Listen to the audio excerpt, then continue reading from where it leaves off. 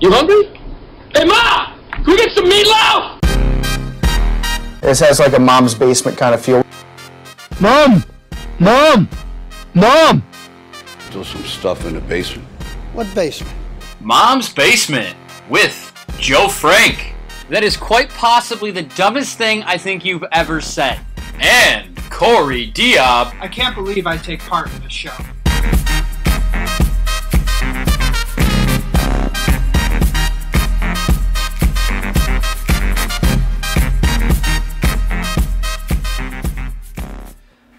Mom's Basement back at it again here on YouTube and iTunes. Another episode of this great podcast you all love, including Shy Sox fan Mike. Here we go. We're always on his mind. Anyways, as usual, I'm your host Joe. With me, as always, Mr. Corey Diab, ready to bring you guys our reaction on some big stuff that's happened today, especially in baseball. I'm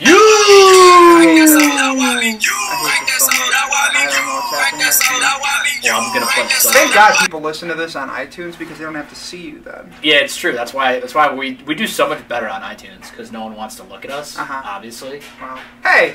I mean, I'm gonna group you in. I'm good looking. You're part of this. But I'm good looking. Okay. You can think that. It's a fact. Kelly Hearn not agreeing with you. Kelly Hearn doesn't like that. I'm 5'8". True. All right. Anyways, Cubs making big moves today. They signed Yu Darvish, 6 years, 126, with incentives that could bring it to 150, but will not. We'll go over all of that in our reaction to a bunch of stuff that the basic reactions to the Darvish deal, what this means for the Cubs, what this means for the playoff picture in baseball, essentially, all that good stuff. And then the NBA trade deadline, a ton went down. I mean, LeBron basically woke up, said, "Yo, I want an entire new roster. Do what you got to do." Hung up the phone, and 6 hours later, magic happened. And then, nothing happened with the Bulls. And the Bulls, they were duds at the deadline. Shouldn't be shocked. We'll get into all of that. And then we got Corey. He's going to call some people out today. Call out of the week. Corey is going to go nuts. And now, of course, at the end, we'll have inbox questions. But first and foremost, make sure you guys check out Crossover Report at crossoverreport.com and Crossover Report on all social medias. Those guys stay killing it. I told them I had a surprise for them, but Corey not cooperating with helping me deliver that surprise, so I'll work on that. Stay tuned on that, guys. He just needs someone to hold the camera. I do. I'm not part of it. I need a cameraman, and Corey is always a negative Nancy on my ideas that I have. You have a camera stand. We're literally... Right, but I can't see the frame from this side. I don't have something that peels around the camera so I can see the frame. Like a lot of cool cameras do. Mine doesn't do that. All right, you have a dog. Strap it to the dog. My dog's 16 pounds. She's not holding this camera. Your dog is fatter than 16 pounds. She is 16 pounds. A modest 16 pounds. Don't make fun of my pug. So she's like 30. Okay. No, not 30. That'd be an extremely obese pug. Speaking of which, there's now a beer called Morbidly Obese Pug. It's hilarious. Just a little tit for tat. Is Ramsey's face on it? No, but a pug's face is on the label. Pug way uglier than Ramsey. Ramsey's the cutest pug ever, so... Could have said something, but I'm not going to. Yeah, you should lay off. All right, let's move. I don't want Big J's fist in my face. Yeah, you don't, because he's going to listen to that now. Anything that you say can and will be used against you in the court of Big J. Yeah, I'm scared. So, all right, let's move into it. Cubs making the splash. First reaction on Yu Darvish signing with the Cubs. Go. I mean, it's probably where he was expected to go to the entire time. 6 years is kind of a lot, but if it's for just the 126, that's not bad. In terms of AAV, hopefully because he struggled a little bit down the stretch with the Dodgers. Hopefully he could put that behind him on an individual standpoint. Cubs have a damn good rotation. I wouldn't say it's the best in baseball, but it's probably top 3. And they're probably the favorites in the NL next year, I would say. The Dodgers might have something to say about that, but the Dodgers lost Yu Darvish while the Cubs gained Yu Darvish, so unless the Dodgers make up some sort of pitching move to offset that, I think the Cubs are the favorites in the NL next year. And we're going to move into, best rotation in baseball in just a minute here, but first I want to go over some of the Yu Darvish stuff. The first Corey was actually the first one to get it to me. Sick. I was at work, and my phone, I feel the like 3 texts, and then I was like, Corey, Cubs going, or you getting, what was it, Cubs getting you to Cubs, you to 6 Cubs. years, 150, which is the max amount he can make. And he's like, was I the first to get it to you? And then by 2 minutes, my phone, I got one of my trade rumor updates. By 2 minutes, I'm like, yeah, barely. Sick. But I was at work, so I didn't really get to jump into it, but I really, really like this move. I mean, I would have been fine with them signing either Arrieta or Darvish.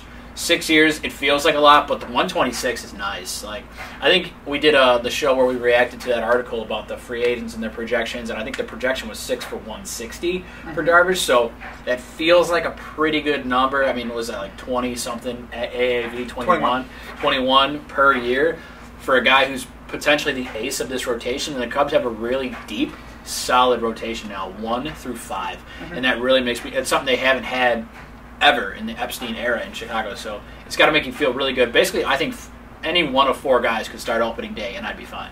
Yeah, I mean, I feel like Kyle Hendricks will start opening day just because he's been here, and it probably pushes Q to the 3, which is, he's probably then the best 3 in baseball. I guess David Kaplan was right about something, that Q is a 3 now, but Q can pitch like a 2, and then you've got Chatwood, and who am I forgetting? Lester. Of course I'm forgetting John Lester. Chatwood could be the best number 5 in baseball. I mean, who's got a better number 5 than a guy who's got the potential of Tyler Chatwood? The potential of Tyler Chatwood, yeah, but I mean, Houston's probably got the best rotation in baseball. Yeah, we're going to get into that in a second. Darvish, career FIP of 330. The 11 Ks per 9 is really, really good. It's the most ever for a pitcher with more than 100 starts. So that you got to love that, and it's kind of the change of pace to where, as Lester, he can strike a bunch of guys out. He's not really, I mean, especially as he gets older, probably not going to light up the strikeout number. Same with Quintana, same with Hendricks. So a guy you have at the top of the rotation spins the ball really nice. He's got an amazing, it looks like he's throwing a wiffle ball when he's throwing a slider. A good fastball, strikes out a lot of guys. The key is going to be when they get to the postseason, because they will be in the postseason again. They're going to win the NL Central. It's not going to be close this year because the Brewers have 0 pitching. I'll keep saying that the Brewers are going to be worse this year than they were last year. Pitching is atrocious. The key is going to be, will he pitch well in the month of October? Hasn't done it yet. I think the coaching staff's going to have a lot to do with that. I think this is I love the coaching staff. Obviously, Joe Madden, Jim Hickey coming in is a really damn good pitching coach. So I think they can get that straightened out. Only time is going to tell with that, obviously. Well, I don't even think that's the key. I think the key for him is his health. I mean, we compared it before the show because I was looking up the stats before the show. Just Jake Arrieta versus Yu Darvish in general. I would have given the money to Jake Arrieta personally because Jake Arrieta has 1,000 fewer innings on his arm. So if you have your standard workhorse who has 200 innings per season, that's 5 extra seasons on the arm. That's a lot. I mean, this is combining what he did here and then combining in Japan. Jake Arrieta lost some velocity, about 2.5 miles an hour on his fastball throughout the course of the year, had some control issues. Yu Darvish has had Tommy John before. He's had injury issues. I mean, you know, it's a good signing regardless. I would have given it to Jake Arrieta just because, you know, I think the best ability is availability. Excuse me. So if you have a guy who is at a lower risk to get hurt and they're on the same plane, I think Darvish is better than Arrieta in terms of pure talent, but I think if they're relatively close on the same plane, then I think I would go with the guy who has the better health history. Yeah, and I just think that the last few years, Darvish was hurt or whatever at Tommy John, so he didn't pitch a lot. And even last year, I think in 2017, he threw a total of 186 innings, so a pretty good amount, you know. Yeah, and he still has 1,000 more innings on that arm. Yeah, that's a lot. But Arrieta has pitched a ton the last 3 years. And then that being said, though, the Cubs aren't doing this for years 4 through 6 of the deal. No, this is for now. This is for years 1 through 3 of the deal, which I hope Rick Hahn has taken notes personally because you need to find a way to maximize your core. And yeah, they built this young core through trades, drafts, the farm system, but you got to supplement it with free agency. And when you're a team like the Cubs, who has Chris Bryant locked down for $10 million this year, which is ridiculous, and you have Anthony Rizzo locked up long term, and you got all these guys on their rookie deals who are about to enter arbitration, you can afford to throw money at free agents and see what sticks. That's why the Jason Hayward contract is, albeit very funny, but not crippling. The Ben Zobrist contract is, keeps him under the luxury tax, even though that's still got 2 years left. And Yu Darvish is now on the books. So the Cubs can afford to do it. I hope Rick Hahn takes notes because free agency is important. You got to hit it. And, 3 $100 million deals in the last 4 years for the Cubs. So you're talking about maximizing your young core. Mm-hmm. There you go. I mean, that's what you need to do. Mm-hmm. And I think it's the perfect way to go about it. Like you said, you build this young, dynamic core of a lot of position players, and now they're supplementing it with really good pitching and obviously the trades and everything that go into that. But This is the most amount of pitchers the Cubs have signed in one season since 1990, 5 years before Wild. my birth. Wild indeed. So they've signed, I think, 7 pitchers this offseason. That includes, obviously, Drew Smyly. Oh, yeah. Who will be smiling from the bench this year? That's funny. Yeah.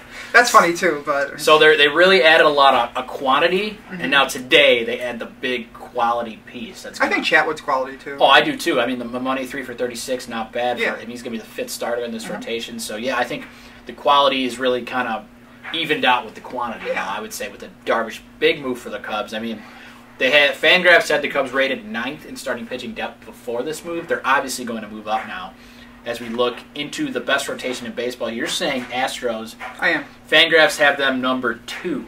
Who's number 1? Dodgers. I don't know why. I really don't. Kershaw, obviously the best pitcher in baseball. And I think I saw something today where Clayton Kershaw gives up, he has an OPS plus against him of 49, so that means he's 51% better than the rest of the league, which is kind of ridiculous. But outside of him, I'm not overly impressed. Yeah, Rich Hill, Maeda, Wood, Ryu. They obviously have Urias waiting. He had Tommy John. My favorite pitching prospect back in the day. But then I think the Astros, Verlander, he's 35. Morton, he's old as well. And then the question mark with the health of McCullers and Keuchel, can they continuously stay healthy? I mean, you have those same questions about Darvish. Though. Sure, absolutely, absolutely. I mean, this is, if all's well, if all's healthy, we'll say all equal, you would pick the Astros. I'm going to take the Cubbies. Yeah, and then, I'm sure you're going to pick the Cubbies. You're a homer, but at the same time, a lot of these rotations, like the Mets, the Indians, they're based off you need these guys healthy. Yeah. The Mets, I'm not convinced they'll ever be healthy. Unfortunately, that's why it's so dangerous with these young pitching prospects like the Mets did, and like the White Sox are doing right now. It's almost impossible to hit on all these guys because that's why. Well, the White Sox are like 12 deep. Correct. So if you're going to do it, that's the way to go. Just to load up. Yeah, I mean, I think at the start of this, when we do our baseball predictions, it's probably going to be an Astros versus Cubs World Series is what I'm thinking. And unless the Brewers, sign, we were talking about this too. The Brewers would have to, in order to convince me that they could have any shot at the Central, they would have to sign 2 of Arrieta, Wood, and Lynn, or sign Arrieta and Wood, or not Wood, Cobb, excuse me. Arrieta, Cobb, and Lynn, 2 of those 3, or sign one of them and then trade for Chris Archer. Yeah. That's the only way I'm convinced that their pitching is good enough. They got to completely revamp the rotation, and I'm still not convinced because they would still, I think, need to add a bullpen piece or 2. I think you could make the argument the Cubs need to add a bullpen piece or 2 as well. I think that'll play out through the season. If they're going to add something, it's going to be late July. Obviously closer to the deadline. They're going to let that play out the bullpens because now Montgomery gets to move back. Trade Kyle Schwarber for a closer, and then that opens up a spot for Bryce Harper. That would be the Cubs story. Trade Jason Hayward for a closer. Sup, Theo? It's his league. It is Theo's goddamn league. All right, so that's the second part of my call out that you just spoiled, but we'll get to that. The Dom. I don't want to hear it. I don't want to hear it. Move on. You don't want to hear about I don't. Move on because you're going to hear plenty about him in a few minutes. So, I want to talk about one more thing in baseball. Has Major League Baseball become too top heavy? Is it becoming too much like the NBA with super teams, quote unquote, with the big market teams loading up on talent, making the pushes to the end of the postseason year in and year out? You're seeing it now. The Cubs have been there repeatedly. The Dodgers are always in the playoffs. Now the Astros are beginning to start this where they trade him for Garrett Cole. Will they make a splash in next year's free agent class? Teams like that. Is it becoming too top heavy where there's 5 good teams with a chance to win and then 25 teams who have no shot? I mean, I don't think you could tier it that simply. I think the Dodgers, Cubs, Nationals, you got those 3 that are probably going to win their division. There's not going to be much of a division race going on there. And then you look at the AL. The Indians are going to run away with the Central. Probably. Yankees and Boston will be fighting for the East. Well, it depends on if Arrieta goes to Minnesota, too. They might be able to give Cleveland a little bit of a run. But because I think Cleveland took a step back this offseason. But, the Yankees are upcoming. The Red Sox are still there. The Astros. I mean, you have a list. You have these teams. A good amount of the MLB is rebuilding, and this isn't something new. I don't think. I mean, when the Cubs won, 103 games or whatever in 2016, their win total was inflated because they're playing the Reds and they're playing. Who else was bad at that time? The Brewers were bad at that time. They were playing them 45 times a year. That's going to inflate your win totals. I do think that it is top heavy.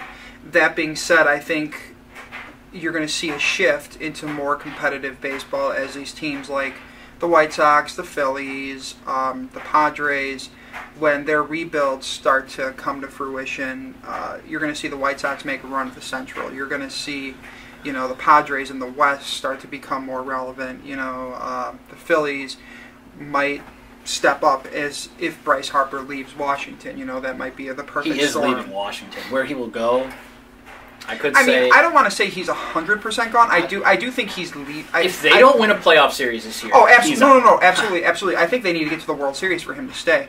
But they've already had extension talks with him. He's not extending. I understand that, but I'm saying they're at least having the conversation. Right. That they're not hopeless on the issue.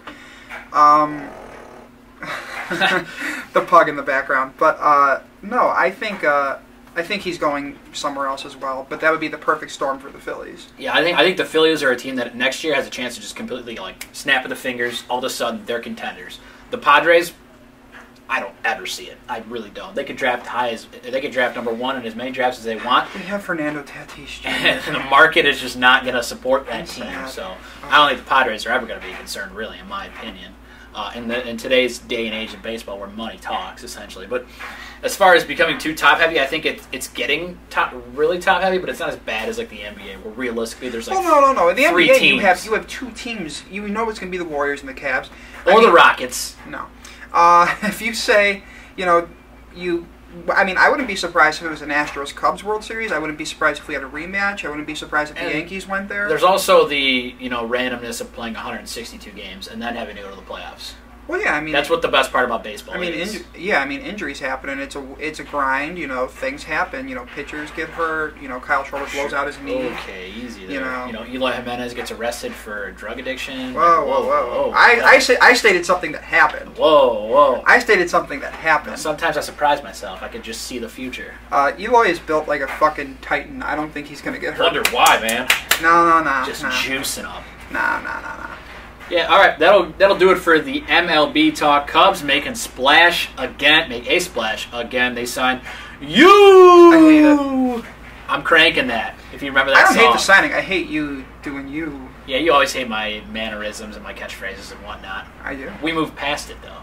We work together. We don't like clowns on Mom's Basement. Okay. All right, moving to the NBA now. Trade deadline was hectic to say the least. The Cavaliers chessboard just moved every fucking piece. Everything, except LeBron's the queen in the bag. LeBron, the GM strikes again. Listen. Also, I just had an issue. I couldn't even say LeBron. LeBron, the GM strikes again. LeBron, the GM is worse than LeBron, the player. Low-key, LeBron is going to be a GM when he retires. And he's going to run a team. He might own a team. I mean, he could be like Jordan, just own a team. And how has that worked out Except for do them? it better because LeBron's just better than him at everything. No, that's not even close. I mean, it's facts. No. Facts. And Steph Curry's not a superstar crossover report. If you're listening. Just to trigger them. I'm sorry, I had to do it. But guacamole is shit. Yeah, I hate guacamole. Jesus Christ, man. Guacamole is garbage. I pissed Put it up there. And who put hummus in that? Hummus is terrible, too. Salsa is better than everything. I don't like salsa either. Well, because I don't know what's wrong with you. But, no, they were coming to our backs last night, too, for oh, yeah, I was waiting for it. I was like, what the hell Sox, are these guys, man? Sox fan Mike, they live on Twitter. And then they came through. It's so sick. Corey's going to get into more of that after we talk about the NBA trade deadline. The Bulls were basically a bust at the deadline. I mean, Robin Lopez is still a Bull. I hate that. And they're saying he's got value to the young players, blah, blah, blah, blah, blah. The only thing that gives me confidence is they can still move him in the summer because he's under contract through next year. That's the silver lining. Do they do a thing in the NBA where they do it in baseball where they have, the July 31st is the non-waiver deadline, and then past that, it's you could put a guy on waivers? It's just buyouts. I mean, you're seeing that happen all the time now. Waves. Derrick Rose just got waived. He's going to sign somewhere. They should fucking waive Robin Lopez. I mean, if they can keep him and trade him in the summer, then obviously that's the best case. I mean, I don't want it to screw up the thing for this year, though. Well, I think they're still going to lose a lot of games. Wow. Chris Dunn, they've been playing really well. Recently, Zach LaVine has scored 20 in 4 straight games. Individually, yeah, because didn't they lose 7 straight games before? Yeah, before, and they beat the Timberwolves, which was a great game in Taj and Jimmy's return. Thank God they gave them a tribute video. Mm-hmm. I was nervous. I was like, all right, Jimmy G Buckets gave us it all to this Bulls team. He got run into the ground by Thibs once. He still played for Fred Hoiberg. Obviously, we know he's not a superstar. We've gone over that many times here on this podcast, but he's a guy who gave his heart for the team. Gotta love it. So for him coming back, Taj more so, I think. Taj is a grinder. Taj is a fucking grinder, dude. So I was nervous. I was like, are the Bulls really gonna fuck this up? Where they're not gonna give these? And they gave him it was a nice. The crowd. Thank God that the Bulls always have a great crowd because they really went out for Jimmy. So. Good to see that. Wait, weren't we supposed to go to a Bulls game? Yeah, I didn't get those tickets. Oh, that's unfortunate. Yeah, it was going to be today. We would have been there right now. Mom's Basement Facebook Live from the Bulls game. Oh, that would have been awesome. Well, it didn't work out. I would have texted you about that, obviously. Yeah, I just remembered that. Yeah. All right. Anyways, he's Robin Lopez is still a Bull. The Bulls playing pretty solid. Zach LaVine was better than Butler. Bested the Timberwolves. They got a win, unfortunately, but I like to see those games where Zach LaVine. Did you see that one-handed dunk he had? He dunked a lot. Ooh, he's a monster. He's explosive. He's a beast. Anyway, the one thing I did like from the Bulls as a deadline, they somehow turned Jameer Nelson into a future second-round pick. Don't know how they did. I mean, second-round pick, it's going to be probably nothing, but the fact that they did that... Jameer Nelson's nothing. Blows my mind. Yeah. But then you couldn't turn Robin Lopez into a pick. Whatever. Maybe, like I said, maybe they didn't like the offers that they had, and they're just waiting. Same thing with Holiday. I mean, maybe they're just waiting because those guys are under contract through next year, so... Hopefully they don't screw that up and they can turn them. Maybe they turn that into a first-round pick. Who knows? The NBA is wild with all this money that can get thrown around, all these draft picks. Teams just let go. But like we said last week, I thought the Bulls were going to end up with 2 lottery picks. Right now, they do. They do currently have 2 lottery picks. And I want to ask you, because I've asked a lot of people, and I don't know how often this happens. In the NBA, does it ever happen where like a team trades pick 5 and pick 11 for like the number 1 overall? Yeah, to my knowledge, no. I mean, because you're gonna get. I feel like that's something the Bulls should at least try. Oh, in the video game, happens all the time. Okay, well that's right. fucking 2K. Right, I understand. I do it all the time. I mean, but in real life, the team probably values number 1 pick as getting a superstar, whereas 5 and 11 maybe you get 2 starters.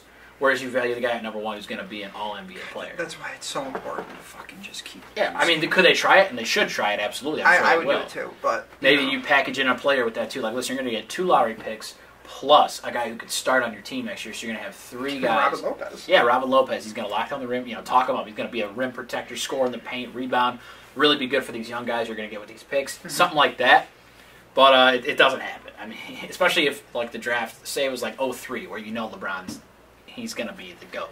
No, you're not trading that number 1 pick. But still, that's a deep class. Well, yeah, I'm just saying there's an example. And this is going to be a deep class coming up, too. Absolutely. But, anywho, sorry, just a question on specific needs. Out of my own curiosity. Yeah. So they somehow turn Jameer Nelson into a second rounder. Don't know how it happens. I'm ecstatic. Yeah, you're getting a little something for basically nothing, which is cool with me. And just going over some other moves, the Cavaliers cleaned house. We mentioned it. They traded Dwayne Wade. He's back in Miami. Says he'll stay there till the end of his career. Derrick Rose gone. Iman Shumpert gone. They bring in Jordan Clarkson, Nance Jr. Larry Nance Jr. I was getting my L's and N's mixed up. Yeah, Larry Nance Jr. So Rodney Hood, who's a good piece, by the way, and Isaiah Thomas shipped to the Lakers the night after. Scumbag.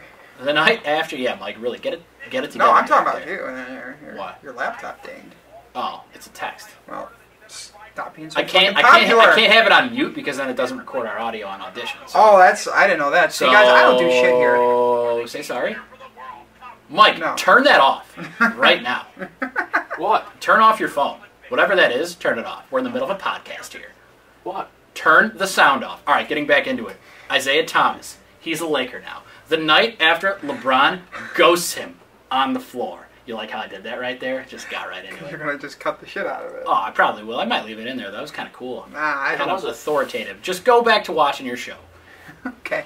Anywho, talking about IT. Yeah, the biggest thing is IT is now a Laker. He's playing in the same backcourt as Lonzo. What a fucking fall from grace for IT. Well, there's a few things here. One, you talked way too much shit. You don't talk shit on LeBron's team because he'll get rid of you. He ain't afraid. And the best thing about this it's really hard to take him serious as like the alpha dog when he's 5'0". Oh, absolutely. And I think he wasn't back to playing like his form of basketball. I think he's kind of scared, like to really test that hip.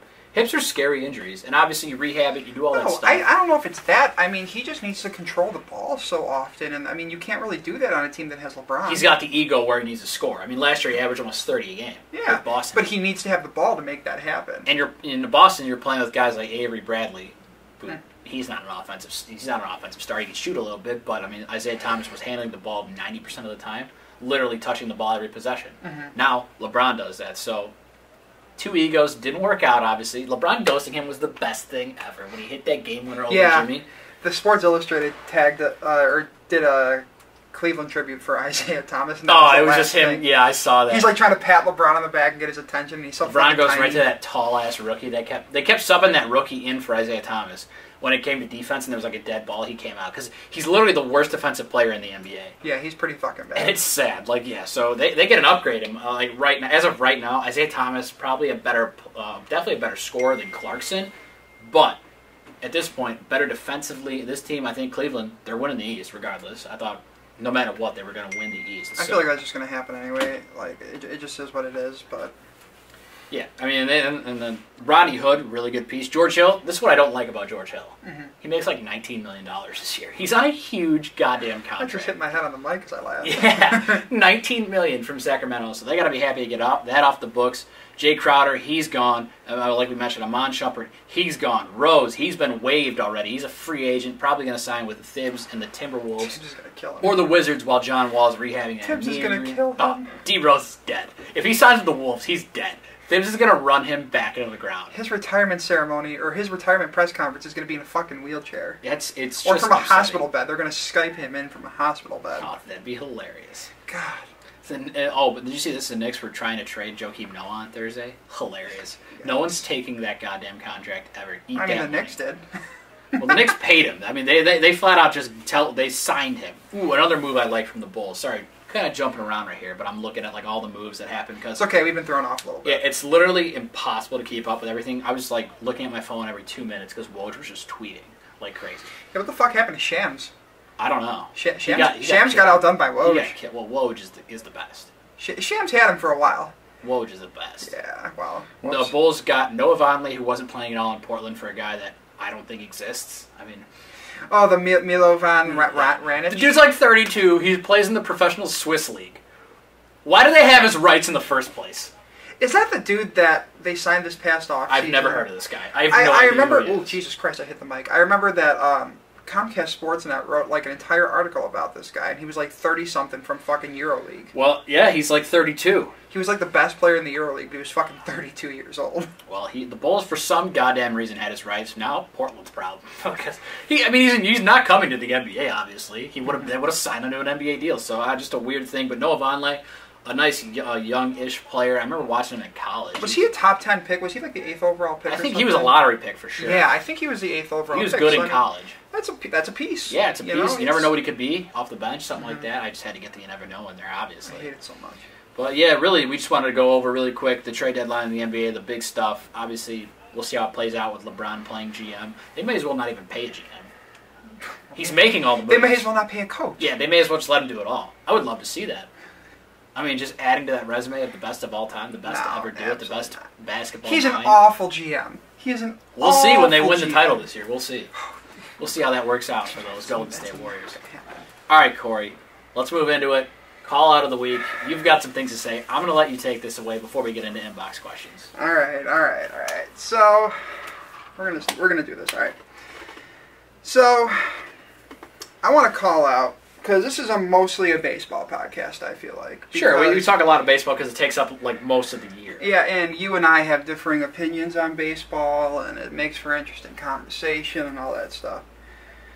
So I want to start by calling out the super fans for both teams on both sides of town. And I'm going to start with addressing the White Sox side of it, because you can only improve if you look inward first before you look out. I like that. Yeah. That was deep as fuck. You know what, man? If I wasn't a nurse, I'd be a fucking poet.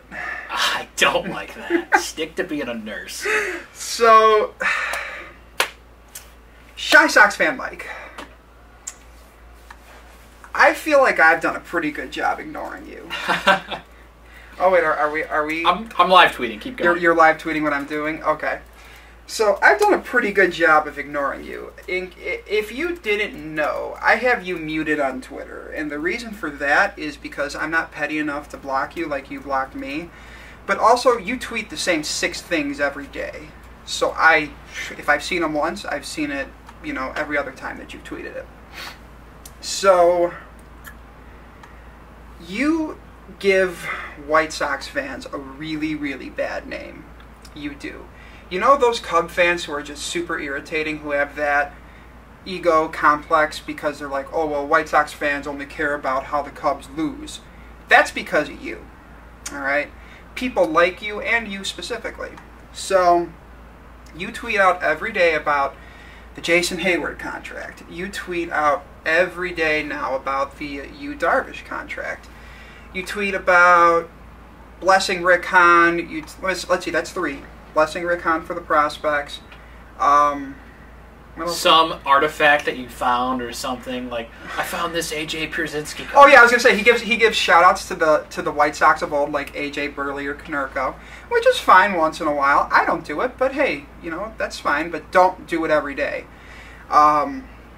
Sitting in class with Cub fans, and there's one other thing. I've pretty much covered your entire Twitter, so your 3,000 followers, which you inexplicably have. That makes no sense. Yeah, I don't get that either. But they're aware now of your Twitter, so if anybody wants to follow Mike, I just pretty much covered his daily tweets for you.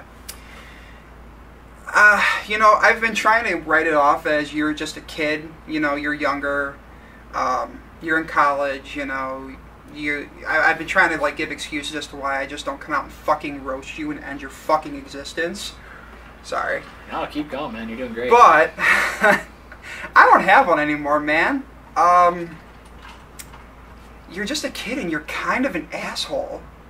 I mean, I'm part of this podcast because, I like talking about sports, and my buddy Joey over here, he asked me to be on after I think the first 2 episodes, because his other co-hosts were shit. What's up, Jack?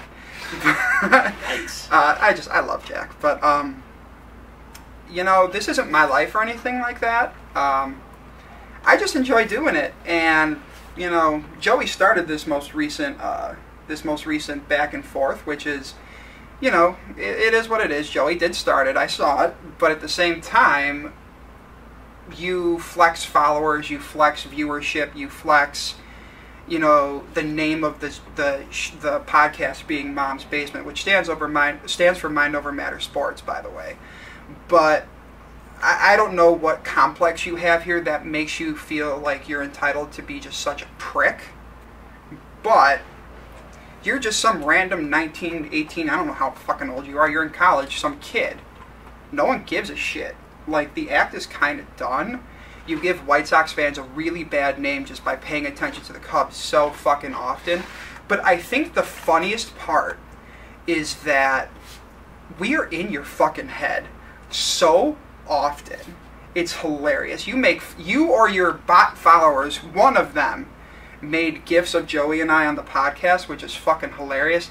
Joey's brother in the background's got one on the phone, I think. One on standby over there. Yeah. So I don't know.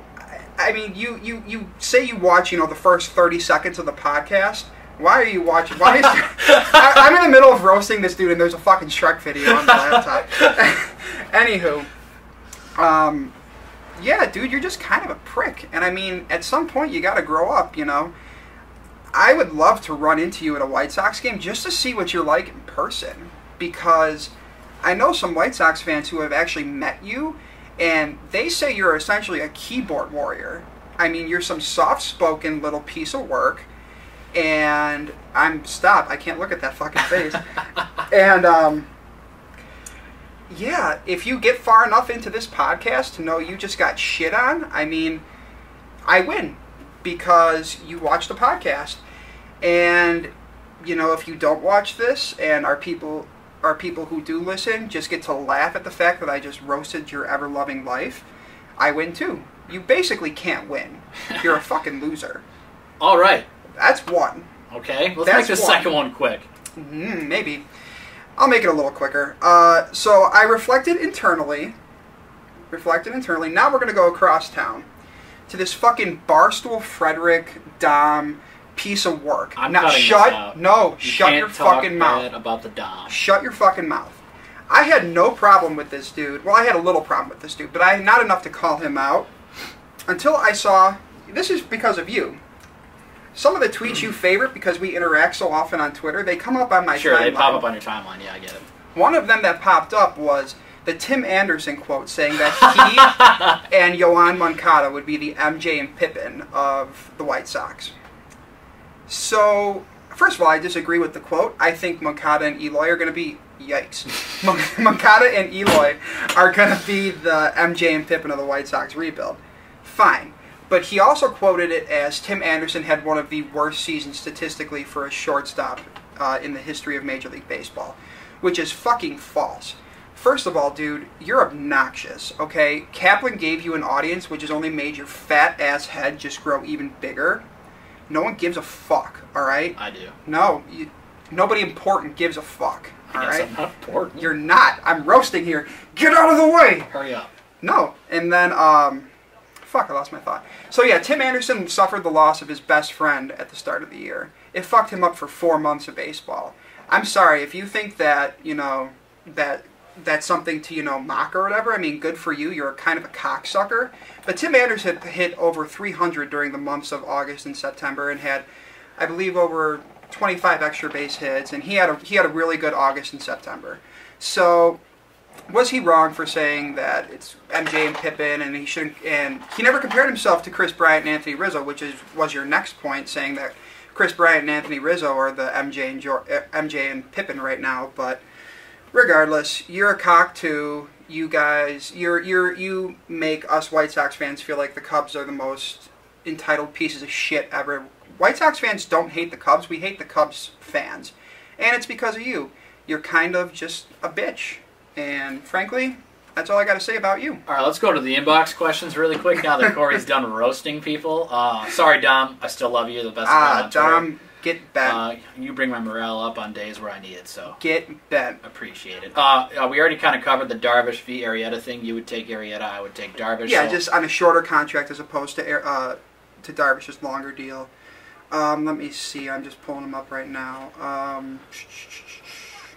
Jesus Christ. Where do you think that J.D. Martinez and Jake Arrieta ultimately end up? I think Martinez is probably going to be in Boston, just because I think it's going to be the most money. And I think they were offering him $5 for like 100. They're offering him what he turned down in Detroit, but what else is he going to get at this point? And the fact that he'd be in Boston on one of the best teams in the American League. Part of me is really hoping Arizona kind of comes around and gives him some money. I don't think they can. I think the Greinke contract is holding them hostage. He's like a third of their payroll. That's so fucking crazy. That is so crazy that that's the case. That's why, I mean, it came as a surprise to me included that they were trying to dump Greinke's contract like at the deadline. Trying to trade Greinke. You're in a pennant race, but they're trying to trade their best pitcher because he's holding them hostage. I hate teams like that, too, that operate with money over the fucking talent. The chance to win, the window. Yeah, absolutely. I mean, I would love him to go back there. I think that's kind of a pipe dream. I think it'll ultimately be Boston as well. Arrieta's tricky. For some reason, I want to say Minnesota. I just think they need pitching badly. I mean, with Berrios, he had a good year. Obviously, Irvin Santana just came out. He's going to be out for a couple months with a finger injury. You know, I think that they need pitching badly if they want to have another chance because the AL got better. The Angels got a lot better. So that's a team that's going to possibly, because they're basically fighting for the second wild card spot. The Yankees and Boston are going to be in. Cleveland's going to be in. And Astros are going to be in. I think Minnesota, too, just like, not as a homer point or anything, I think they overachieved last year. And absolutely. I think that the White Sox are coming for them, too. The White Sox are coming for the Central in general, but I think, you know, by 2019, the White Sox, as they stand with the Twins, I think the White Sox will be a better team than Minnesota. Because the Yankees and a team like the Dodgers are trying to stay under the tax. So, you know, Dodgers are, we didn't get Darvish, let's just go get Arrieta. That's not how it's going to work. Well, that was going to be my next point, too. I would be very curious to see the numbers that the Dodgers offered Yu Darvish. Because if they were offering him 6 years, $100 million, because they did say, I think it was Heyman said that the Dodgers did offer him a 6th year. If it was like 6 years, $100 million, would they offer Jake Arrieta 6 years, $100 million? I mean, if they've been watching, Arrieta pitches very well at Dodger Stadium. I mean, he threw a no-hitter there. Well, I was going to say he pitches well in the playoffs, but I mean, they play each other in the playoffs. So, yeah, that too. And then he did throw the no-hitter, you're right. I think that right now, as the Cubs stand, they are the favorites in the NL. But if the Dodgers were to bring in a guy like Jake Arrieta, I think that shifts. And I think the Dodgers need to realize that. And I don't think they've ever had money concerns before. They don't have money concerns. It's just the fact that they want to get below it so their percentage that they're paying doesn't keep going up. Yeah, and because they think they have the talent to win while still getting underneath. I don't think they could have their cake and eat it too. I don't think they could be below the luxury tax and still contend to beat the Cubs. They'll win their division. I don't think you can beat the Cubs with the pitching you have. Jake Arrieta gives you a really good chance to do that. So I'm going to say he ends up in LA just to be a little bit different, but I'm not 100% sold on it. And I'll say Minnesota is my final answer. All right, what else do we got? This is a good one. It's for both of us. Would you rather go to a White Sox versus Cubs game with Dom Frederick or Shy Sox fan Mike? The Dom, baby! That's not even close. I don't know if I should say his name. I mean, he asked. I'm just going to give the initials LW. He asked me this, and God, it's like, would I rather take a rusty nail in the tip of my penis, or would I rather take a rusty nail into my scrotum? I mean, Well, we know which one Mike would choose. Okay, Warren. Yeah, because he tweeted that about Avi Garcia. I searched Shy Sox fan Mike scrotum, and like 50 tweets popped up. Who tweets about scrotum so much? I don't know. I feel like if I went to a game with Shy Sox fan Mike, he would just sit there and be quiet because he's afraid of your presence. I feel maybe, but if I went to a game with Dom, that would actually be legendary. Get a couple brews in ya. Ooh. I might have to like just bring a bat to shove up his ass. I think that'd be good, just like good debate, like a heated, obviously debate. But I think that would be hilarious if it was like a 90-degree day at Wrigley or at the G Spot, and you've got two truly sparkling waters in you. No, and we're just fucking shit faced. There might be some sort of brawl. You got to admit that Dom would be cool to go out with, just to. No, he's a fucking douchebag. All right, we're gonna end the podcast on that. Thank you guys so much for watching, listening, whatever it may be. As always, Mom's Basement here on iTunes and YouTube. I'm Joe on Twitter at Joe_Frank01. Corey on Twitter at Corey L Diablo. Sup? Hit us with a follow. Hit this channel with the subscribe. Leave that 5-star review if you're on iTunes. And we will see you guys next week.